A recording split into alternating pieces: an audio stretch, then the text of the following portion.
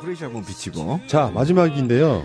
김진태 졌댔습니다. 저번에 선거법 관련해 검찰이 기소할 때 김진태를 기소를 안 했단 말이에요. 매니페스토 실천본부 공약 이행평가 71.4%라는 문자를 발송했는데 그게 거짓말이었다고. 예, 선거법 위반. 근데 선관위는 허위사실로 했는데 검찰이 고의로 보기 어렵다고 그래서 이거를 기소를 안 했단 말이에요. 근데 이런 경우도 있네요. 법원이 아니야 이거 재판해야 돼 하고 재판하라고 결정을 했어요. 법원이. 야 이건 틀림없이 황교안이 한 겁니다. 김진태가 차기 유력한 대선 후보로 지금 깜짝 놀랄 만한 후보로 거론되고 있지 않습니까?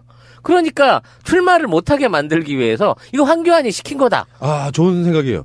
제가 방송에서 두 사람을 언급했어요. 대선 후보로 숨어있는 줄알로.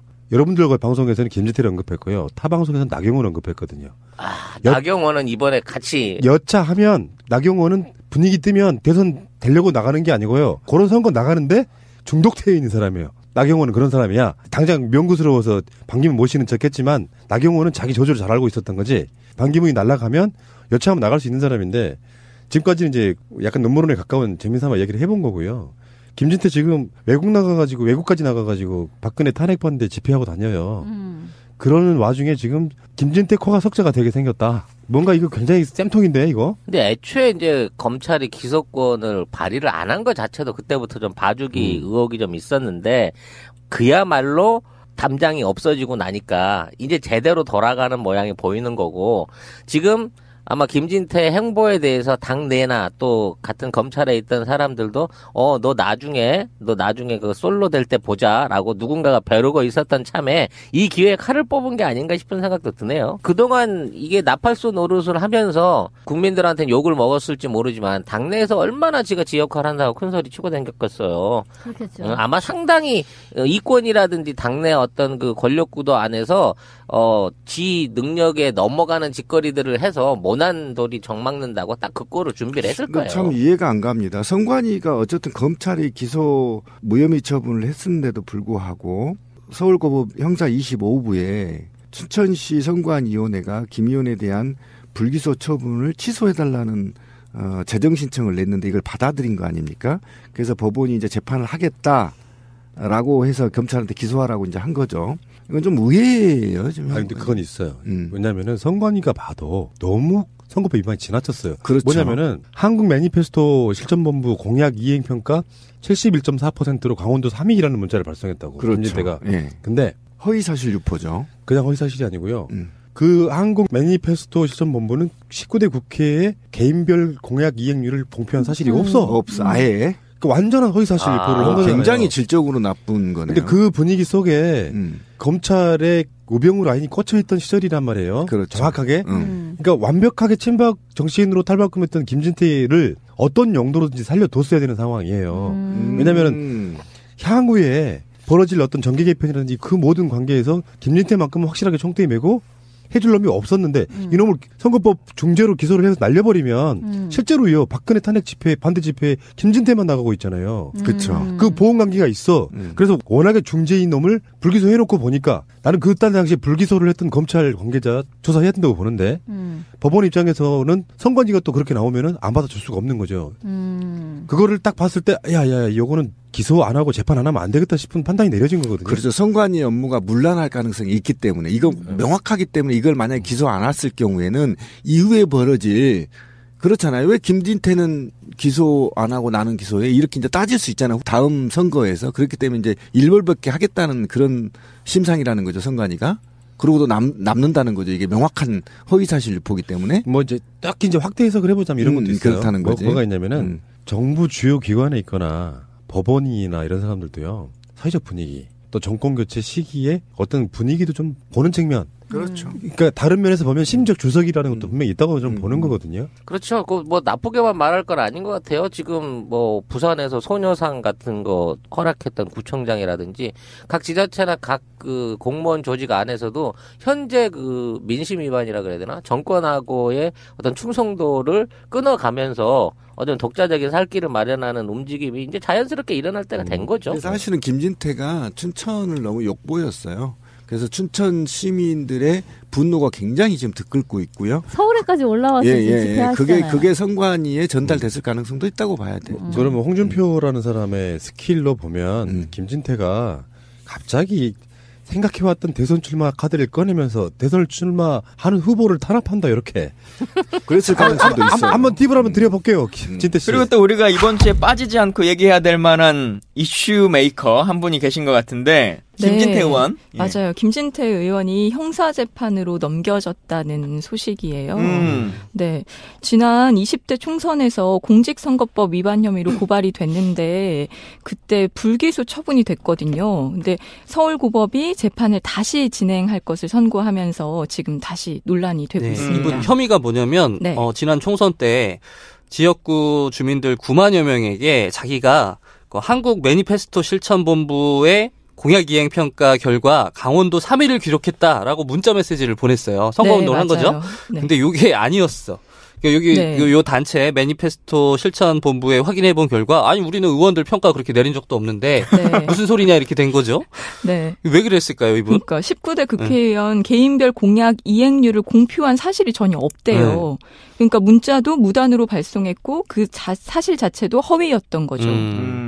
근데 당시 검찰이 내렸던 게 더 웃겨요. 보면 문자 메시지를 전달한 보좌진이 허위 인식이 있었다거나 고의로 이 같은 행위를 했다고 보기 어렵다. 이러면서 불기소를 한 거거든요. 그러니까 결국은 그냥 봐주기로 넘겨보려고 했는데 검찰이 그렇게 아무리 봐주고 싶어도 재판부가 보기에 도저히 이거는 봐줄 만한 사안이 아니다. 그러니까 아무리 당신들이 불기소했지만 아예 정식 재판으로 내가 재판부에서 그냥 해버리란다라고 지금 선언한 거거든요. 고법에서 그렇게 결정을 이게 김진태 의원 있고 염동열 의원도 지금 같은 상황이거든요. 이제 그런 상황들인데 뭐 두 이야기들은 이게 왜 그렇게 판단을 했냐면 법원에서 같은 선거에서 그 민주당의 박영선 의원도 비슷한 혐의로 기소가 됐었어요. 이분은 어떤 혐의였냐면 길거리 유세 차량에서 이렇게 얘기를 하셨어요. 뭐 교육혁신지구를 유치해서 그러니까 자기가 교육혁신지구를 유치해서 모든 학교의 반 학생 수를 25명으로 줄였다라고 얘기를 했는데 이게 사실이 아니었던 거예요. 어느 반에 뭐 25명이 넘는 반이 있었던 거죠. 그래서 검찰에 이때 기소를 당했어요. 그랬는데 김진태 의원은 그거보다 훨씬 더 큰 9만 명한테 이렇게 허위 사실을 유포했는데도 검찰이 기소를 안 했던 이 형평성의 문제가 자꾸 제기가 되니까 이번에 법원에서 그렇게 다시 문제를 삼은 것 같아요. 김진태 의원이 말 그대로 친박 중에 친박인 사람이잖아요. 그렇죠.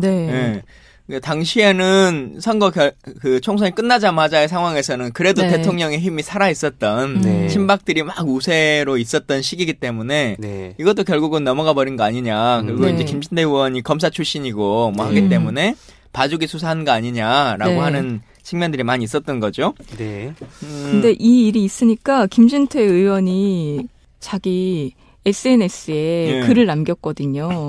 그러니까 뭐 귀국 선물로 법원의 선거법 기소 결정이 기다리고 있군요.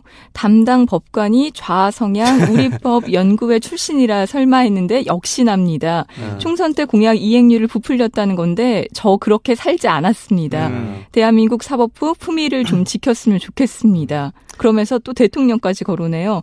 어쨌든 난생 처음 재판을 받게 됐는데 대통령님이 당하는 것에 비하면 1000분의 1도 안 될 겁니다. 이분이 예전에 국정원 대선 개입 사건 수사 당시에도 재판 당시에도 비슷한 말씀을 하셨어요. 뭐라 그랬냐면 상대 검사를 향해서 저 검사들이 운동권 출신 좌파라서 그렇다.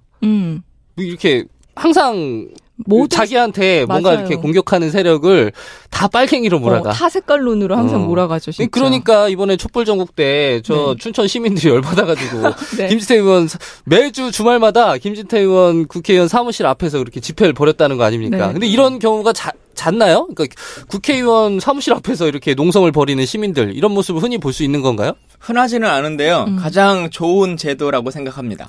그러니까 그 제도인가요 이게? 네. 어쨌든 국민이 항의 표시를 하는 것이 나쁜 일이 아니기 때문에 저는 뭐 그것에 대해서 문제 삼을 생각은 없고 그냥 단순하게 국회가 나쁜 놈이다라고 얘기하거나 국회 앞에서 시위하거나 하는 것은 별 효과가 없어요. 그렇죠. 와닿지가 않아요. 근데 그리고 서울에서 항의를 해봐야 김진태 나쁜 놈이라고 막 플랜카드를 걸어봐야 그걸 보는 유권자는 김진태라고 하는 사람이 어떤 일을 하는지 관심이 잘 없거든요. 그러니까 지역구에서 가장 먼 일이 있으면 동네 사람들한테 계속 소문이 나잖아요. 아주 효과적인 항의 그래서 실제로 방식이네요? 진짜 뭔가 항의가 필요하면은 서울에 와서 뭔가를 해야겠다 생각하지 마시고 지역구에서 항의를 하는 건 이게 가장 중요합니다. 그래야 결국은 국회의원의 가장 두려움은 재선되지 못할까봐인 것인데, 그것에 대한 효과를 가장 크게 줄 수 있는 거죠. 근데 이분 당시에도 그렇게 지역에서도 항의를 했는데 그것도 부족해서 지역민들이 또 서울에 와서 촛불 집회 때도 그것 때문에 상경을 하셨었거든요. 그 촛불 집회 하고 있는 시기에도 사우나 가가지고 걸리고 막 그러잖아요. 그래서 이분이 지금 재판 결과에 따라서 이제 의원직 상실할 수도 있잖아요. 혐의가 너무 확실해가지고 그런데. 우리 김광진 의원.